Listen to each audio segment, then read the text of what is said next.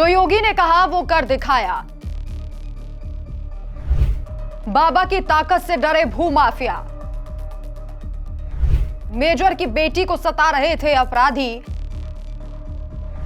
योगी बाबा ने तुरंत कर दिया तगड़ा इलाज। नमस्कार, मैं हूं आपके साथ राखी लांबा। यूपी के मुखिया योगी आदित्यनाथ ने ठान लिया है कि प्रदेश में माफिया राज नहीं बल्कि कानून का राज होगा। कोने कोने से माफियाओं को खत्म किया जा रहा है। जिन माफियाओं के नाम भर से पुलिस के पैर कांप जाते थे, आज योगी राज में वो अपराधी या तो प्रदेश छोड़ रहे हैं या सरेंडर कर दे रहे हैं। वजह साफ है, पहले राजनीतिक संरक्षण के चलते क्रिमिनल खुले घूमते थे और पुलिस के हाथ बंधे हुए होते थे, लेकिन आज खाकी के पास खुली छूट है और ये छूट सिर्फ प्रदेश में बेहतर कानून व्यवस्था बनाए रखने के लिए दी गई है। प्रदेश में एक बार फिर से योगी की दहाड़ ने भू माफियाओं के पैर उखाड़ दिए हैं। पूरा मामला लखनऊ का है, जहां महज 24 घंटे में ही योगी ने पुलिस को आदेश दिया और खाकी ने मेजर की बिटिया को उसका हक दिला दिया और माफिया का तगड़ा इलाज भी कर दिया। खबर क्या है, विस्तार से सुनेंगे तो आप भी योगी और योगी की पुलिस का लोहा जरूर मानेंगे।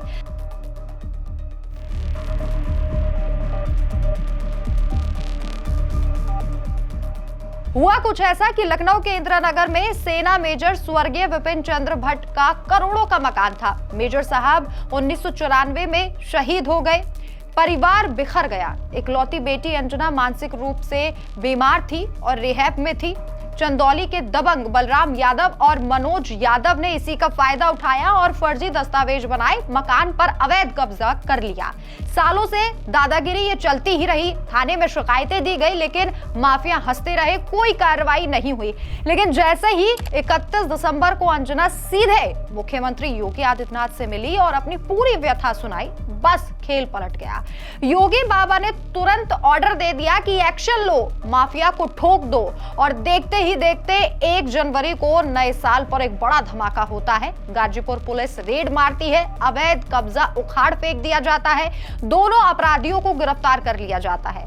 मकान मेजर की बेटी को सौंप दिया जाता है। वहीं मेजर की बेटी ने योगी आदित्यनाथ का धन्यवाद किया और भावुक होते हुए कहा, thank you Yogi uncle. I went with Apola uncle Rani ma'am to Chief Minister uncle's residence and office.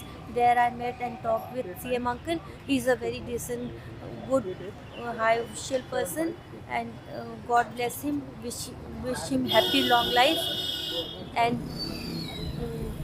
best wishes to CM uncle. May God bless him always. CM uncle, wish you happy new year. Thank you uncle for helping me so much. God bless you uncle. Wish you happy long life. Vipin Chandra Bhatt के द्वारा थाना गाजीपुर पर एक प्रार्थना पत्र प्रस्तुत किया गया कि उनके मकान संख्या A418 पर बलवंत यादव नाम के आदमी ने अवैध रूप से कब्जा कर लिया है।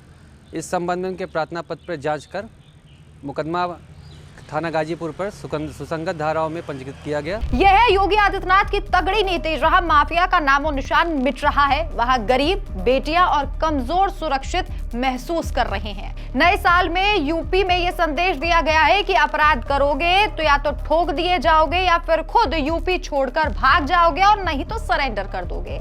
साल 2017 से अब तक लाखों हेक्टेयर जमीन माफियाओं से छीनी गई है।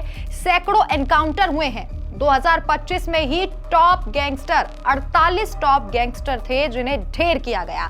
माफिया या तो भागे या जेल में सड़ रहे हैं या फिर मिट्टी में मिला दिए गए हैं। और इसीलिए योगी आदित्यनाथ कहते हैं कि उत्तर प्रदेश को उत्तम प्रदेश बनाना है और 24 घंटे में यह कार्रवाई की गई, जिसे लेकर योगी आदित्यनाथ की सरकार की और उनकी पुलिस की खूब वाहवाही हो रही है।